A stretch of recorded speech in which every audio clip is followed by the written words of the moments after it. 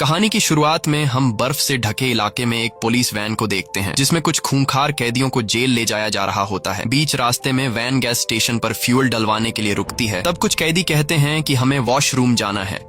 यह सुनकर गार्ड्स पहले तो उन्हें इजाजत नहीं देते, लेकिन फिर गार्ड्स सोचते हैं कि इस बर्फीले इलाके में ये लोग कहां तक भाग पाएंगे और अगर भाग भी गए तो जमा देने वाली सर्दी में ये लोग मारे जाएंगे। इसलिए गार्ड्स इन कैदियों को बाथरूम की तरफ ले जाते हैं। कुछ देर बाद सभी कैदी बाथरूम से होकर वापस वैन में बैठ जाते हैं, लेकिन तभी ऑफिसर देखता है कि एक कैदी जिसका नाम क्रेवन है वो वापस वैन में नहीं आया। और जब वो गार्ड वॉशरूम की तरफ जाता है तो वो देखता है कि क्रेवन नाम का वो कैदी वहीं पर खड़ा हुआ है। इसके बाद वो गार्ड क्रेवन को पकड़कर बाकी कैदियों के साथ जेल में लाता है और क्रेवन को सेल में बंद कर देते हैं। लेकिन यहाँ क्रेवन का रूम पार्टनर कहता है कि मुझे इस सेल में किसी और का आना पसंद नहीं। तब क्रेवन कहता है कि तुम टेंशन मत लो, वैसे भी मैं यहाँ कुछ दिन ही रहूंगा। अब जेल में क्रेवन की पहली रात तो गुजर जाती है और अगली सुबह क्रेवन जब एक्सरसाइज कर रहा होता है तो यहाँ के जो पुराने कैदी होते हैं वो क्रेवन को हल्के में लेकर उस पर हमला कर देते हैं। पर यहाँ क्रेवन उन दो कैदियों को अपना असली चेहरा दिखाता है और उन्हें पीट पीट कर उनका बुरा हाल कर देता है। अब जेल में दो कैदियों को मारने की वजह से गार्ड्स क्रेवन को पकड़कर उसे जेल के वार्डन के पास ले जाते हैं जिसका नाम साइमन है। साइमन क्रेवन से कहता है कि मैंने सुना है कि तुमने यहाँ दो कैदियों को मारा है। चलो ठीक है, आज तुमने ये सब कर दिया, लेकिन दोबारा इस तरह की गलती नहीं करना और अगर यहाँ रहना है तो तुम्हें डिसिप्लिन से रहना होगा, नहीं तो मुझे तुम्हें सुधारने का तरीका आता है। क्रेवन चुपचाप खड़ा होकर उसकी बातें सुन रहा होता है और तभी उसकी नजर जमीन पर पड़े एक शेर पर जाती है जिसे मारकर उसका कालीन बना दिया गया था। ये देखकर क्रेवन को काफी बुरा लगता है। तब वार्डन पूछता है कि तुम इससे पहले क्या करते थे और यहाँ कैसे आए, जिस पर क्रेवन जवाब देता है कि मैं एक हंटर हूँ और तुम जैसे लोगों का शिकार करता हूँ। ये कहते ही क्रेवन वार्डन पर हमला कर देता है और उसके गले पर चाकू से कई बार वार करके उसे मार डालता है। इसके बाद क्रेवन यहाँ से भागने लगता है और वह एक जानवर की तरह खोदते हुए दीवार से चिपककर ऊपर छत पर चढ़ जाता है। यहाँ हमें पता चलता है कि क्रेवन कोई आम इंसान नहीं है, बल्कि उसके पास सुपर नेचुरल पावर्स हैं। इस दौरान गार्ड्स उस पर गोलियां भी चलाते हैं, लेकिन क्रेवन बड़ी आसानी से गोलियों से खुद को बचाकर जेल से बाहर निकल आता है। जेल के बाहर पहले से उसका एक साथी प्लेन लेकर उसका इंतजार कर रहा होता है और प्लेन में आते ही क्रेवन माइक लगाकर किसी से कहता है कि मैंने साइमन को मार डाला। और यहाँ हमें पता चलता है कि क्रेवन कोई कैदी नहीं था, बल्कि वह जानबूझकर एक कैदी के बदले जेल में आया था ताकि जेल का वार्डन जिसका नाम साइमन है उसे मार सके, और उसने अपना काम पूरा कर दिया। अब कहानी यहाँ से जाती है फ्लैशबैक में, यानी कि 16 साल पीछे, जहाँ पर क्रेवन अपने छोटे भाई डिमिट्री के साथ होता है। कुछ देर बाद इन दोनों को स्कूल से लेने के लिए इनके डैड निकोलाई आते हैं। निकोलाई एक बहुत ही अमीर और पावरफुल इंसान है जो इलीगल तरीके से जानवरों को मारकर उनके खाल बेचता है। रास्ते में निकोलाई अपने बेटों से कहता है कि आज तुम्हारी मॉम की डेथ हुई है। उनकी दिमागी हालत ठीक नहीं थी और उन्होंने खुद अपनी जिंदगी का खात्मा कर दिया। ये सुनकर दोनों भाइयों को काफी दुख होता है, पर क्रेवन अपनी माँ की मौत का जिम्मेदार अपने पिता को मानता है, क्योंकि बिजनेस के चलते उन्होंने कभी अपने परिवार को टाइम नहीं दिया। इसलिए आज इनकी माँ इनके बीच जिंदा नहीं है। यहाँ इन दो भाइयों को लग रहा था कि अब वो अपनी माँ के फ्यूनरल में जाएंगे, लेकिन बेरहम निकोलाई अपने बेटों को उनकी माँ के फ्यूनरल पर ले जाने के बजाय जंगल में शिकार के लिए ले जाता है और वहाँ ये लोग एक बहुत ही खूंखार शेर जिसका नाम जार शेर है उसे ढूंढने लगते हैं। दूसरी तरफ हमें एक लड़की को दिखाया जाता है जिसका नाम कलिप्सो है। वह अपनी ग्रैंड मदर के साथ होती है। कलिप्सो की ग्रैंड माँ जंगल के आदिवासी लोगों की फैमिली से बिलोंग करती थी और यहाँ वह कलिप्सो को कुछ कार्ड्स और एक छोटी सी बोतल में एक सीरम देती है। कलिप्सो की ग्रैंड माँ उससे कहती है कि इस सीरम को कोई आम सीरम मत समझना, ये एक बहुत ही पावरफुल सीरम है जो हमारे परिवार की कई पीढ़ियों से चलता आ रहा है। ये सीरम किसी भी जख्म को भर सकता है, यहाँ तक कि इस सीरम से किसी की जान भी बचाई जा सकती है। वहीं क्रेवन के पिता अभी तक जार शेर को ढूंढने में लगे हुए थे और तभी निकोलाई के पास एक आदमी आता है जिसका नाम अलेक्सी है। अलेक्सी भी एक शिकारी है जो निकोलाई से कहता है कि मैं चाहता हूँ कि हम दोनों पार्टनरशिप कर लें और मिलकर शिकार किया करें। ये सुनकर निकोलाई मुस्कुराता है और कहता है कि शिकार और वो भी तुम्हारे साथ, ऐसा कभी नहीं हो सकता क्योंकि तुम अभी मेरे लेवल के शिकारी नहीं हो। निकोलाई उसकी बेइज्जती करते हुए कहता है कि इस दुनिया में तुम्हारा कोई वजूद नहीं है। तुम जैसे लोग बिना किसी मकसद के इस दुनिया में रह रहे हैं और अगर मैंने तुम जैसे लोगों के साथ हाथ मिला लिया तो तुम्हारी वजह से मेरी इमेज खराब हो जाएगी। ये सब बुरा भला कहकर निकोलाई अलेक्सी को यहाँ से भगा देता है। अलेक्सी अपनी इस बेइज्जती से निकोलाई पर काफी गुस्सा हो जाता है और चुपचाप वहाँ से चला जाता है, लेकिन उसकी आंखों में निकोलाई के लिए उभरती हुई नफरत हमें साफ दिखाई देने लगती है। वहीं क्रेवन और उसका भाई बातें करते करते अपने ग्रुप से काफी दूर जंगल में आ जाते हैं और तभी उनके सामने इस जंगल का राजा जार शेर आ जाता है। क्रेवन अपने भाई को प्रोटेक्ट करते हुए सीधा जार शेर पर बंदूक तान देता है। जार शेर बहुत ही ज्यादा खूंखार दिख रहा था। अब इससे पहले कि क्रेवन उसे शूट कर पाता तभी जार शेर उस पर हमला कर देता है और उसे बुरी तरह से अपने पंजों में जकड़ लेता है। अपने बेटों की चिल्लाने की आवाज सुनकर निकोलाई भी वहां पहुंच जाता है और वो शेर पर गोलियां चलाते हैं, जिससे कुछ गोलियां शेर को लग जाती हैं। अब शेर खुद को बचाते हुए वहां से जाने लगता है और अपने साथ ग्रेवन को भी दूर ले जाता है। वहीं हम कैलिप्सो को देखते हैं, जो अपने पेरेंट्स के साथ जंगल का नजारा देखने आई थी, और तभी उसे दूर जंगल में क्रेवन और वो जार शेर दिखाई देते हैं। अब कैलिप्सो क्रेवन की जान बचाने के लिए उसके पास आती है। कैलिप्सो को देखकर जार शेर वहां से चला जाता है, लेकिन जाते हुए उस जार शेर के खून का एक बूंद क्रेवन के जख्म में गिर जाता है। क्रेवन को घायल हालत में देखकर कैलिप्सो को कुछ समझ नहीं आ रहा था कि क्या करना चाहिए, और तभी उसे अपनी दादी का दिया हुआ सीरम याद आता है, जिससे हर जख्म को भरा जा सकता था। कैलिप्सो जल्दी से इस सीरम को निकालकर क्रेवन को पिला देती है, पर क्रेवन को होश नहीं आता। कुछ देर बाद वहाँ एक हेलीकॉप्टर आता है और क्रेवन को हेलीकॉप्टर में लेकर सीधा हॉस्पिटल में एडमिट कर दिया जाता है, जहाँ डॉक्टर्स क्रेवन को बचाने की पूरी कोशिश करते हैं, पर क्रेवन सांस नहीं ले रहा था। जिसके बाद डॉक्टर्स हार मान जाते हैं और क्रेवन को मरा हुआ समझकर चले जाते हैं। पर अगले ही पल क्रेवन की आंखें खुल जाती हैं और उसकी आंखें अजीब सी चमकने लगती हैं। दरअसल उस जार शेर के खून और कैलिप्सो ने जो उसे सीरम पिलाया था, यह उसी का कमाल था। और अब क्योंकि शेर का खून उसके डीएनए के साथ मिक्स हो चुका था, इसलिए बहुत ही जल्दी उसके जख्म भरने लगते हैं और क्रेवन बहुत ज्यादा ताकतवर हो गया था। यह सब देखकर डॉक्टर्स भी परेशान थे और उन्हें समझ नहीं आ रहा था कि आखिर यह सब कैसे हुआ। जिसके बाद निकोलाई अपने बेटे को घर ले जाता है। घर आकर निकोलाई क्रेवन से कहता है कि तुमने बहुत बहादुरी से उस शेर का मुकाबला किया, तुम बहुत ही बहादुर हो और एक दिन तुम्हें मेरा सारा बिजनेस संभालना है। इसके बाद निकोलाई उसे उस जार शेर का कटा हुआ सिर दिखाता है जिसने उसे घायल किया था। शेर का कटा हुआ सिर देखकर क्रेवन को बिल्कुल भी अच्छा नहीं लगता। यहाँ हम देखते हैं कि क्रेवन में बदलाव आने लगे हैं। जहाँ पहले वो खुद जानवरों का शिकार किया करता था, अब उसे बेजुबान जानवरों को मारना बुरा लगता है। दरअसल ये सब इसलिए हो रहा है क्योंकि अब क्रेवन में एक शेर का डीएनए है और वो खुद को जानवरों का रक्षक समझता है। वो गुस्से से अपने पिता से कहता है कि तुमने उस शेर को क्यों मारा। ये कहकर वो वहाँ से चला जाता है और जैसे ही रात होती है तो क्रेवन अपना सामान पैक करके घर छोड़कर जंगल में जाने का फैसला करता है। और जैसे ही वो घर छोड़कर निकलने ही वाला होता है, तभी उसके सामने उसका भाई डिमिट्री आ जाता है। वह कहता है कि मॉम भी मुझे छोड़कर चली गई, डैड मेरी रिस्पेक्ट नहीं करते, सिर्फ एक तुम ही हो जिसके साथ मैं अपने दुख दर्द बांटता हूँ, और अब तुम भी मुझे छोड़कर जा रहे हो। क्रेवन कहता है कि अगर मैं यहाँ पर रहा तो मेरे पिता मुझे भी एक शिकारी बना देंगे, मुझे भी मासूम जानवरों को मारना पड़ेगा, जो मैं नहीं करना चाहता, इसलिए मुझे यहाँ से जाना पड़ेगा। ये कहकर वो वहाँ से निकल जाता है और सीधा जंगल में आता है। जंगल में आते ही उसे कुछ अजीब सी आवाजें सुनाई देने लगती हैं। वह देखता है कि उसके सामने से जंगली भैंसों का एक झुंड उसी की तरफ दौड़ता हुआ चला आ रहा है। यह देखकर क्रेवन बहुत ज्यादा घबरा जाता है और उसे लगने लगता है कि आज उसका आखिरी दिन है, इसलिए वह अपनी आंखें बंद करके नीचे झुक जाता है। पर जब वह अपनी आंखें खोलता है तो वह देखता है कि सभी भैंसे उसको बिना छुए उसके आसपास से निकल जाते हैं। दरअसल उन जंगली भैंसों के लीडर ने क्रेवन के सामने खड़े होकर उसे प्रोटेक्ट किया था और वह भैंसों का लीडर क्रेवन को इस जंगल का राजा मान रहा था। इसके बाद क्रेवन जंगल में आगे बढ़ने लगता है और वह उस जगह पर आता है जहाँ पर वह हमेशा अपनी माँ के साथ आया करता था। क्रेवन अब यहीं पर रहना शुरू कर देता है। क्रेवन को धीरे धीरे पता चलता है कि अब उसके अंदर बहुत सारी शक्तियाँ आ चुकी हैं और ये इसीलिए हुआ है क्योंकि लायन का डीएनए उसके शरीर में आ चुका है। और एक दिन जब उसे बहुत ज्यादा भूख लगती है तो वह एक हिरण का शिकार करता है और यहाँ पर हम क्रेवन की शक्तियां देखते हैं। वह एक शेर की तरह दौड़ रहा होता है और एक टाइगर की तरह बहुत ऊंची ऊंची जंप कर रहा होता है, जो कोई आम इंसान नहीं कर सकता। एक दिन उसे गोली चलने की आवाज आती है, जिसे सुनकर वह जल्दी से पेड़ के ऊपर चढ़ जाता है, जहां उसे कई किलोमीटर दूर दो शिकारी दिखाई देते हैं जो जंगली भैंसों को मार रहे थे। यह देखकर क्रेवन काफी गुस्सा हो जाता है और वह बहुत तेज रफ्तार से दौड़कर वहां पहुंचता है, लेकिन अब काफी देर हो चुकी थी क्योंकि उन दो शिकारियों ने कई सारी भैंसों को मार डाला था। क्रेवन उन दो शिकारियों से कहता है कि अब तक तुमने जितने जानवरों को मारा है उसके लिए मैं तुम्हें माफ कर दूंगा, पर आज के बाद अगर तुमने यहाँ पर किसी भी जानवर को मारा तो मैं तुम्हें नहीं छोड़ूंगा। यह सुनकर वे शिकारी हंस पड़ते हैं और क्रेवन का मजाक उड़ाते हुए उस पर बंदूक तान देते हैं, लेकिन उन्हें पता नहीं था कि वे किससे पंगा ले रहे हैं। क्रेवन बिजली की रफ्तार की तरह उन पर टूट पड़ता है और उन दोनों शिकारियों को मार डालता है। और यहीं से कहानी फिर से प्रेजेंट में आती है, जहाँ पर क्रेवन जेल के वार्डन को मारकर उसी जंगल में वापस आ चुका है।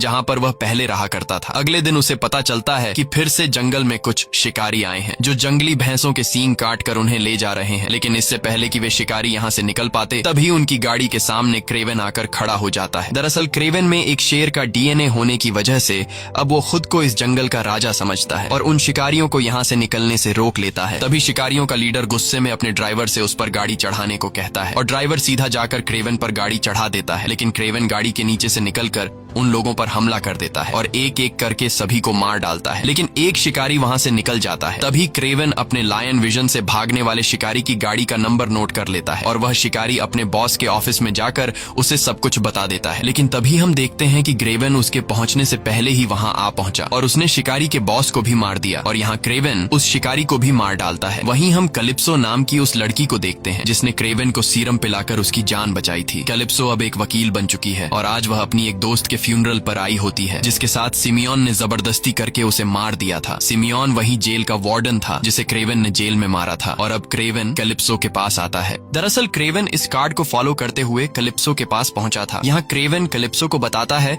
कि मैं वही इंसान हूँ जिसकी तुमने एक बार जंगल में जान बचाई थी। कैलिप्सो क्रेवेन को जिंदा देखकर काफी खुश होती है और क्रेवेन कैलिप्सो को बताता है कि मैंने तुम्हारी दोस्त के कातिल से बदला ले लिया है, मैंने जेल में जाकर उसे मार दिया। ये सुनकर कैलिप्सो को उसकी बात पर यकीन नहीं आता और जब वह घर आकर इंटरनेट पर चेक करती है तो उसे पता चलता है कि जेल में साइमन को किसी ने मार दिया, जिसे लोग हंटर के नाम से जानते हैं, जो बुरे लोगों का शिकार करता है। और अब जाकर उसे क्रेवेन की बातों पर यकीन आ जाता है, इसलिए अगले दिन वह क्रेवेन से मिलती है। क्रेवेन उससे कहता है कि तुमने मेरी जान बचाई थी और मुझे समझ नहीं आ रहा था कि तुम्हारी इस मदद का शुक्रिया मैं कैसे अदा करूं। और जब मुझे पता चला कि तुम्हारी एक दोस्त को साइमन नाम के एक आदमी ने मार डाला है जिसे तुम अरेस्ट करना चाहती थी, लेकिन उसका ना कानून कुछ बिगाड़ सका और ना ही तुम कुछ बिगाड़ सकती थी, और वो तुम्हारी दोस्त को मारने के बाद भी आजाद घूम रहा था, तब मुझे तुम्हारी मदद के बदले उसे मारना अच्छा लगा। ये सुनकर कैलिप्सो कहती है कि मैं एक वकील हूँ और मैं ऐसा बिल्कुल भी नहीं चाहती थी कि तुम उसे मार डालो, लेकिन तुमने उसे मारकर अच्छा ही किया, क्योंकि आगे वह और भी मासूम लड़कियों के साथ गलत करने वाला था। तब क्रेवेन उससे कहता है कि तुम एक वकील हो, तुम्हारे पास बहुत से ऐसे वांटेड लोगों की लिस्ट है जिन्हें कानून भी अरेस्ट नहीं कर सकता, इसलिए मैं चाहता हूँ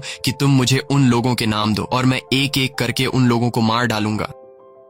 कैलिप्सो उसका साथ देने के लिए तैयार तो हो जाती है, पर वह कहती है कि इससे तुम्हारी जान को खतरा पड़ सकता है। वहीं दूसरी तरफ हमें उस शिकारी को दिखाया जाता है जिसका नाम अलेक्सी है। ये वही शिकारी है जो कभी क्रेवेन के पिता के पास आया था। उसने क्रेवेन के पिता से कहा था कि हम दोनों मिलकर शिकार करते हैं, लेकिन क्रेवेन के पिता ने उसकी बेइज्जती करते हुए इनकार कर दिया। और अब अलेक्सी का एक आदमी उसे बताता है कि क्रेवेन नाम का एक आदमी है जो शिकारियों को मार रहा है। यह सुनकर अलेक्सी समझ जाता है कि अगर क्रेवेन को रास्ते से नहीं हटाया गया तो एक दिन वह मुझे भी मार डालेगा। इसलिए अलेक्सी कुछ ऐसे लोगों के पास जाता है जिनके लीडर को क्रेवेन ने मार डाला था। वो उनसे कहता है कि तुम्हारा लीडर मारा जा चुका है और अब तुम्हारा बिजनेस बिल्कुल बंद पड़ा है, इसलिए अगर तुम लोग मुझे अपने बॉस की जगह दे दो तो तुम लोगों का बिजनेस फिर से स्टार्ट हो जाएगा। यह सुनकर कुछ लोग गुस्सा हो जाते हैं और अलेक्सी पर गोलियां चलाने लगते हैं, लेकिन यहाँ हम देखते हैं कि अलेक्सी पर गोलियों का असर ही नहीं हो रहा और गोलियां उसकी बॉडी के आर पार जाने के बजाय उसकी बॉडी गोलियों को रोक देती है। दरअसल अलेक्सी के पास अब एक ऐसी पावर आ गई है जिससे वह खुद को एक राइनो में बदल सकता है, और राइनो में बदलने के बाद उसकी बॉडी इतनी मजबूत हो जाती है कि बंदूक की गोली उसका कुछ भी नहीं बिगाड़ पाती। वहीं अलेक्सी का शूटर भी यहीं छिपा होता है, और जैसे ही वे लोग अलेक्सी को फिर से शूट करने वाले होते हैं तभी अलेक्सी का शूटर उन सभी लोगों को मार देता है जो उसे अपना लीडर नहीं मानना चाहते थे। अब यहाँ सिर्फ एक ही आदमी बचा होता है और वह ये सब देखकर डर के मारे तुरंत अलेक्सी को अपना लीडर मान लेता है। अलेक्सी को आज भी उस दिन की बेइज्जती याद थी जब वह निकोलाई के पास आया था और उसने पार्टनर बनने की पेशकश की थी, लेकिन निकोलाई ने मना कर दिया था। और अब अलेक्सी निकोलाई से अपना बदला लेने के लिए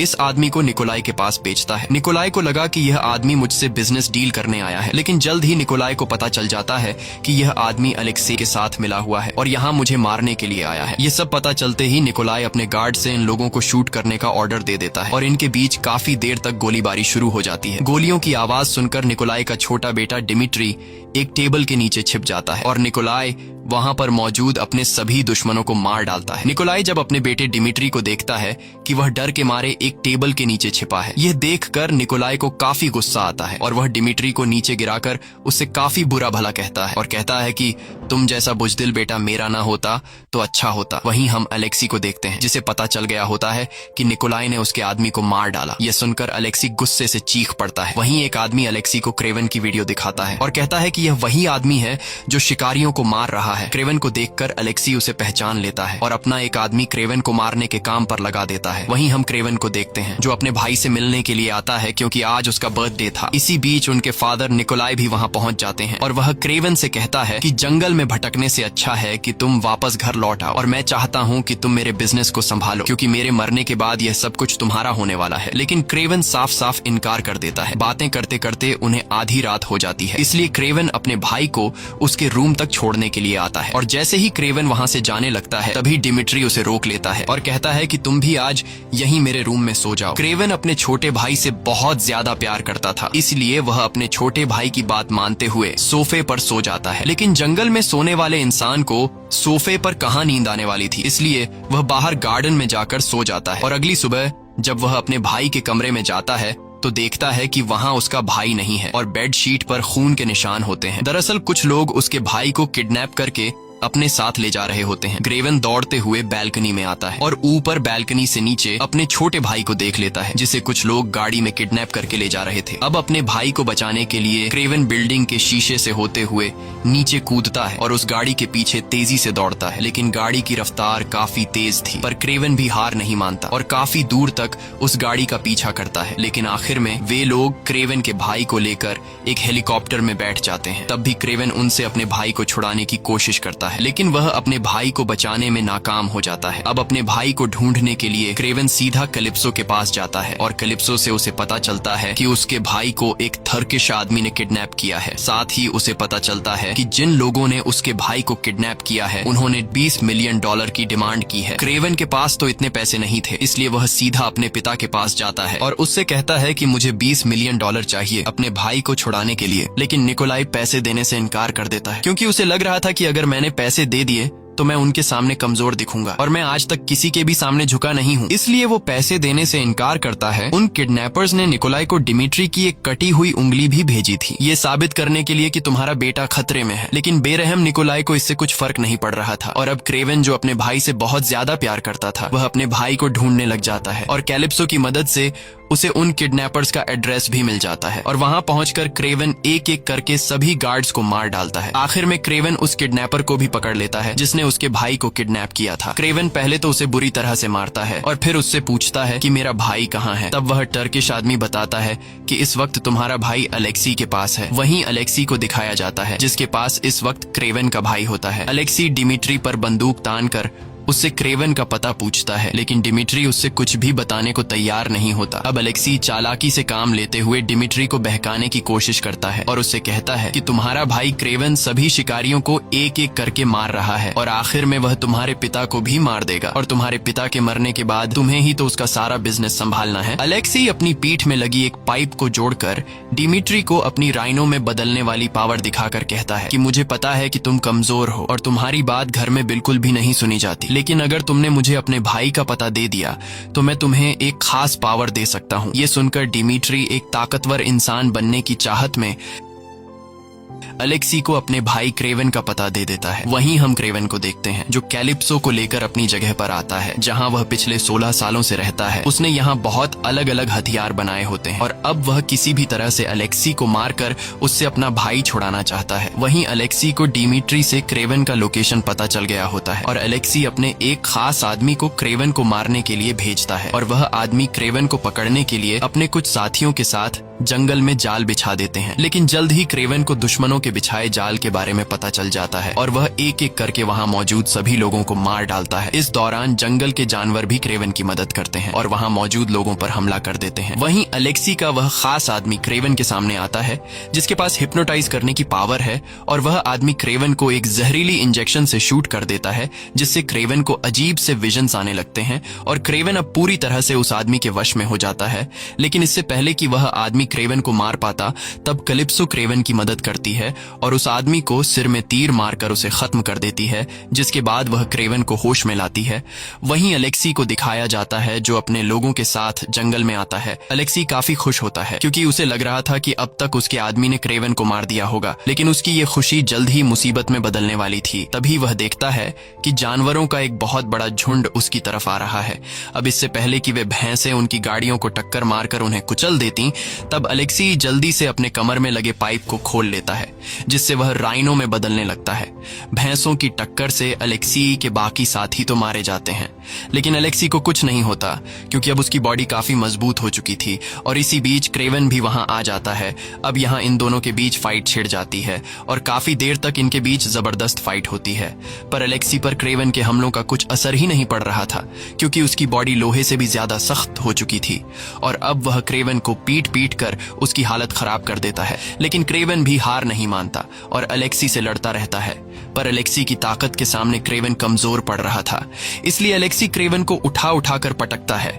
लेकिन यहाँ क्रेवन समझदारी से काम लेते हुए अलेक्सी को रस्सी में फंसाकर उस रस्सी को जंगली भैंसों के बीच फेंक देता है, जिससे अलेक्सी खींचते हुए भैंसों के बीच गिर जाता है और वे भैंसे उसके ऊपर चढ़कर उसे बुरी तरह घायल कर देते हैं। अब अलेक्सी थोड़ा बहुत कमजोर हो चुका था और यहाँ क्रेवन को पता चल जाता है कि अलेक्सी अपने पेट में लगे ट्यूब की वजह से राइनो में बदल रहा है। ये पता चलते ही क्रेवन सीधा जाकर एक लोहे की रॉड से अलेक्सी के ट्यूब वाली जगह पर वार करता है, जिससे अलेक्सी दर्द से चिल्ला पड़ता है और उसके मुंह से खून आने लगता है और फाइनली अलेक्सी की मौत हो जाती है। वहीं क्रेवन का भाई डिमिट्री भी आ जाता है। इसके बाद क्रेवन सीधा अपने डैड निकोलाई के पास जाता है और क्रेवन अपने डैड निकोलाई से कहता है कि मैं जानता हूं कि तुमने मेरी वीडियो अलेक्सी को दी थी। तब निकोलाई कहता है कि मैं पहले से जानता था कि तुम सभी शिकारियों को मार रहे हो और मेरे बिजनेस का सबसे बड़ा दुश्मन अलेक्सी था, लेकिन मैं उसका कुछ भी नहीं बिगाड़ पा रहा था। इसलिए मैंने प्लानिंग करके अलेक्सी को बेवकूफ बनाकर उससे तुम्हारे भाई को किडनैप करवाया और साथ ही उसे तुम्हारी वीडियो देकर ये दिखाया कि तुम सभी शिकारियों को मार रहे हो और तुम उसके लिए खतरा हो। मुझे पता था कि तुम अपने भाई को बचाते हुए उसे मार डालोगे और तुमने ऐसा कर भी दिया। तुमने आज मेरे सबसे बड़े दुश्मन को रास्ते से हटा दिया। ये सब सुनकर क्रेवन को काफी गुस्सा आता है क्योंकि वह अब तक अपने डैड के बनाए हुए प्लान पर खेल रहा था। क्रेवन कहता है, चलो ठीक है, जो कुछ भी हुआ ठीक हुआ, लेकिन अब मैंने जानवरों का शिकार करने वाले सभी शिकारियों को खत्म कर दिया है। अब मेरी लिस्ट में सिर्फ तुम्हारा नाम बचा है। मैं चाहता हूँ कि तुम ये काम छोड़ दो। लेकिन निकोलाई कहता है कि मैं ये काम नहीं छोड़ सकता। मैं बचपन से एक शिकारी हूँ